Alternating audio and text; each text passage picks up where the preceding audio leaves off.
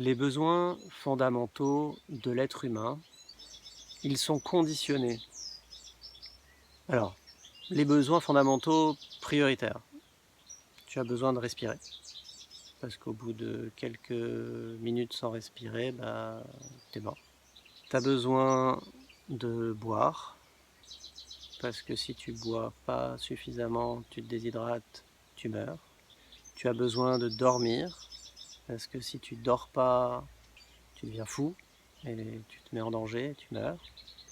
Tu as besoin de manger, tu as besoin d'être en sécurité, tu as besoin d'être en lien avec les autres, tu as besoin de réaliser ce que tu es venu faire sur cette planète, donc tes rêves, tu as besoin de transmettre ce que tu as appris, donc tu as besoin d'apprendre et de transmettre, et tu as besoin, vers la fin de ta vie, tu as besoin de sécurité, et tu as besoin de mourir en paix, on va dire. J'en oublie certainement, peu importe, c'est une réflexion à bâton rompu. Le fait est que respirer correctement, c'est important. C'est vraiment primordial. C'est ce qu'on va faire en premier en arrivant sur Terre et c'est ce qu'on va faire en dernier en partant de cette planète. On va faire notre dernier souffle, premier, dernier souffle. Tout le long de notre vie, on va respirer, la nuit, le jour, etc. C'est la seule chose qui se fait consciemment et inconsciemment en même temps. C'est primordial. Nos poumons sont des émonctoires, c'est-à-dire qu'on a des organes qui permettent de faire sortir les choses qui sont à l'intérieur de notre corps vers l'extérieur de notre corps. Donc on a les poumons, les intestins, la peau, le nez, la bouche, la sphère ORL, voilà, la vessie, etc. Tout ça, si c'est bouché d'un côté ou si ça ne fonctionne pas d'un côté, ça doit fonctionner de l'autre. D'accord ? Donc si on ne sort pas des choses par nos poumons, on va les sortir par la peau, on va les sortir par les intestins ou par autre part, quoi. Du coup, c'est important que les émonctoires, tous les émonctoires, fonctionnent correctement. De pouvoir respirer un air de qualité, et ça, c'est conditionné à l'endroit dans lequel tu vis et à la qualité de l'air, effectivement, de l'environnement dans lequel tu es. Pendant plusieurs mois, on a imposé à des enfants, et je pense que c'est encore le cas à pas mal d'endroits sur cette planète, on impose le port du masque. Le port du masque, c'est une capacité respiratoire amoindrie. Alors, bon, on peut respirer, mais c'est amoindri. Et puis on va respirer des choses qu'on rejette. C'est-à-dire qu'on fait sortir de notre corps des toxines par les poumons, par des gaz, et ça se retrouve collé dans le masque, et puis on va les remettre à l'intérieur. Et puis on va les ressortir, les remettre à l'intérieur, les ressortir, les remettre à l'intérieur, etc. Et ça, c'est pas bon en fait. Si on réfléchit juste 2 secondes, ce n'est pas bon, on n'est pas fait pour ça. Et quand on est enfant, on a besoin encore de respirer plus même que les adultes parce que notre corps est en construction. Donc ça veut dire qu'on a besoin de l'oxygène qui va venir casser les cellules par son acidité et on a besoin de ressortir du gaz carbonique pour ressortir le carbone qu'on a consommé. On a besoin de le faire. C'est nécessaire. S'il y a une rigidité cadavérique, quand quelqu'un meurt, ou qu'un animal meurt, au bout d'un moment, hop, son corps est tout dur. Puis après, à nouveau, il est tout mou, parce qu'il y a une décomposition. Mais la rigidité cadavérique, c'est parce que si on n'apporte pas d'oxygène à l'intérieur d'un organisme de ce type, ça se durcit, ça se calcifie, on se carbonise. Voilà. Du coup, moins on respire, plus on est carboné. Mieux on respire, moins on est carboné, plus on se désacidifie. La respiration est le principal désacidificateur du corps. Donc on ne peut pas dire « Ok, je me conditionne l'éducation à une moindre respiration ». Non, on doit respirer. C'est ça la priorité, c'est respirer. On doit apprendre et transmettre, certes, Mais on doit d'abord, avant tout, respirer correctement. Respirer.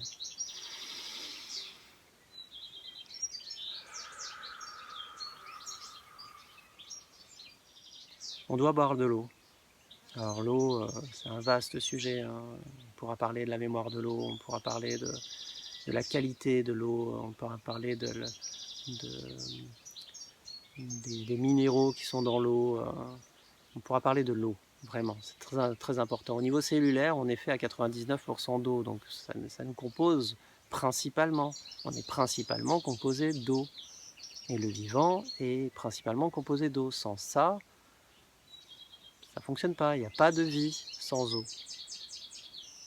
Donc on pourra parler de l'eau, mais l'accès à l'eau est conditionné. Question de budget, si on est en ville, on a un accès à l'eau qui est beaucoup plus limité, alors que pourtant on a créé des villes parce que justement c'était des lieux où il y avait accès à l'eau.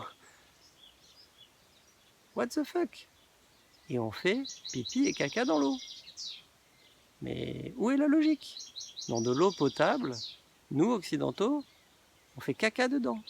Ce qui amène des pathologies, des gros soucis. Et on le refiltre et puis après on va le reboire. Ah mais génial, vraiment là on est au top quoi.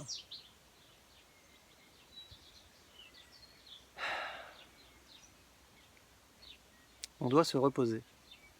Alors j'ai mis le repos avant la nourriture parce qu'on peut se passer de nourriture plusieurs jours, mais on ne peut pas se passer de sommeil plusieurs jours. Si on se passe de sommeil plusieurs jours, on devient fou, on a des gros problèmes. À l'intérieur de notre cerveau, il y a des zones qui vont se mettre en sommeil pour préserver le reste. Du coup, on a des bulles de sommeil en plein milieu. D'un coup, on va te demander de faire une addition simple et tu en seras incapable parce que cette zone-là de ton cerveau est en sommeil. Ou d'accéder à des mots, tu ne pourras pas. Le sommeil est conditionné à un type quand même de confort.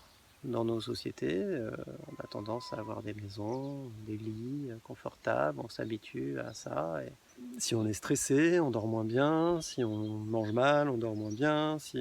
Du coup, il faut mettre en place suffisamment de choses pour qu'on puisse dormir correctement. S'habituer à dormir un peu n'importe où, dans n'importe quelle condition, peut-être même faire des micro-siestes de temps en temps. Ça, on a tendance à pas le faire. Ça, on aurait l'occasion de faire une micro-sieste, hop, on se met sur son téléphone et puis on geek. Ah, du plaisir, du plaisir. Et pourtant, c'est essentiel de bien dormir. Manger, aujourd'hui, c'est hallucinant à quel point l'alimentation est conditionnée au portefeuille. Si tu as suffisamment d'argent, tu peux t'acheter des légumes bio, sans pesticides, sans engrais chimiques. Alors que si tu n'as pas d'argent, tu es obligé de bouffer des choses de moins bonne qualité. Et puis souvent, quand tu n'as pas d'argent, tu as aussi un certain nombre de facteurs qui font que tu vas consommer des produits déjà tout faits, etc., qui sont pleins de produits chimiques, parce que l'industrie alimentaire, l'industrie est rentrée dans l'alimentation. C'est une aberration, ça. Si on réfléchit 2 secondes, l'industrie et l'alimentaire ne devraient pas se côtoyer. Tout ce qui est lié à l'alimentation des humains, des animaux et des plantes ne devrait pas venir de l'industrie. Parce que l'industrie cherchera toujours à faire du profit. Vous voyez la corrélation ou pas? J'espère que vous comprenez un petit peu mieux le défi qui s'offre à nous. Il va falloir que l'on change nous-mêmes. Parce qu'en fait, on ne peut pas changer l'univers autour de nous si on ne sait pas changer soi-même. Du coup, moi, j'ai fait un gros travail de changement à l'intérieur de moi-même. C'est encore loin d'être réglé, hein. Tous mes problèmes ne sont pas réglés. Mais je pense que j'ai trouvé certaines clés que je peux transmettre. Et du coup, c'est ce que je fais aujourd'hui. Beaucoup de gens ont fait déjà une part du travail et peuvent transmettre ou peuvent témoigner de ce qu'ils ont vécu. Du coup, je vous invite à nous contacter, à nous rejoindre sur Univers TV. Le lien sera en description de cette vidéo. Et on mettra en place une soirée libre antenne. Voilà, soirée libre antenne, ça me semble une bonne idée. Viendra qui voudra venir et on pourra débattre de différents sujets, on pourra écouter vos témoignages dans votre transformation tout en gardant l'idée que sur cette chaîne, on parle principalement des choses qui nous unissent et pas des choses qui nous divisent. Donc nos besoins primaires ou comment faire pour qu'on vive tous bien, parce qu'on a tous ce désir de vivre simplement bien. Voilà, je profitais de ce temps que j'avais là aujourd'hui pour enregistrer cette petite vidéo. J'espère que ça vous a plu. Avec l'équipe, on va faire en sorte d'alimenter Univers TV, les différentes chaînes de ce média régulièrement. N'hésitez pas à les partager.